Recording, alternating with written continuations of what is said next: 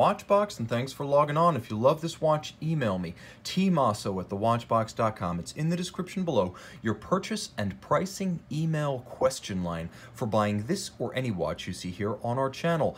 Email tmosso@thewatchbox.com. And today we are discussing something special, the first ever series production Platinum Reverso from Jaeger-LeCoultre. Impressively, it is named precisely. It is the Platinum Reverso #1. Straightforward in every regard, this timepiece blows your mind with the sheer weight of artistry. This timepiece is an eyeful in the best way possible. In the grand tie case, you can see the watch 42.2 millimeters from lug to lug, and it measures 26.1 millimeters from side to side with a reasonable thickness of 9.8 millimeters and a gap between the lugs, a horn spacing of 19 millimeters. So the timepiece wears easily on my 16 centimeter circumference wrist, remarkably compact. It is artistically dense with everything you could want in a craft art timepiece, wearable on a wrist as small as 13 centimeters in circumference. Again, my wrist 16 centimeters in circumference, and I've owned this case size in 2 different models. I owned the second Platinum Reverso. This Platinum Reverso #1 is fitted with an opulent array of accessories, starting with a navy blue, large rectangular scale, gloss finish alligator leather strap. You can see monotone stitch. It has a sheer side, so you can actually see the layers of construction, and it includes a full platinum clasp. And this is impressive because after 2005, JLC would equip platinum watches with white gold clasps, and that doesn't sit right with me. 2005 and prior, this model came out in 2001, you get a full platinum clasp to match your platinum watch. And look at that, both polished and media blasted. The timepiece features a simple but strong case profile, and when you look, you can see how the Reverso case, first coined back in 1931, really does exemplify the best elements of the Art Deco era and mid-century modernism. The timepiece features a conical rounded profile when viewed obliquely. It's anything but the rectangle it appears to be in online shots, and you'll see that the sides are rather barrel-shaped with the gadroons or the strakes wrapping around with a handsome curvature. The ends of the lugs are squared off, and everything's of high polish until you get to the base of the chassis, which features an internal engine turning.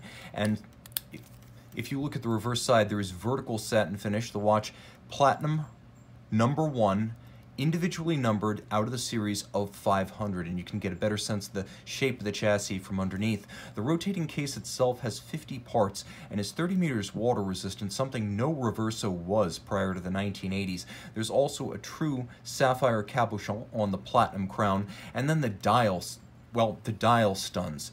Scintillating, sizzling, spectacular, and no two exactly alike because it features both freehand skeletonizing, that is, the material is removed by hand, and then freehand engraving with a burin, which means that there's no engine used, so the pattern can never be precisely recreated 2 times. As you can see, the movement has been skeletonized, leaving only the bare minimum of structural componentry to hold the wheels, the pivots, the escapement, and the assortment.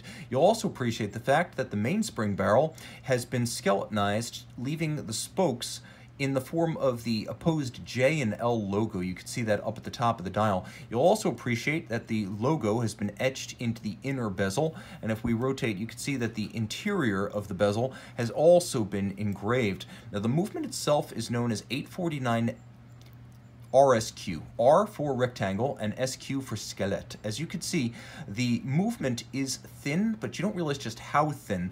1.85 millimeters thick, so a few sheets of paper. That's how thick this movement is, and then they skeletonize it.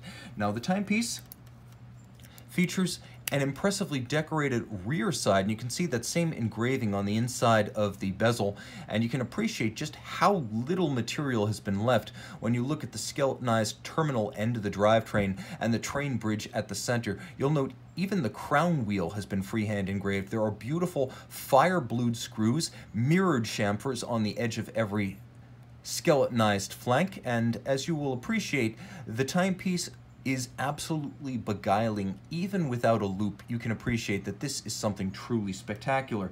Now, the movement is manual wind with a 35-hour power reserve. It beats away at 21,600 vibrations per hour. It is technically 30 meters water resistant. I would not test the theory, and it pivots on 19 joules.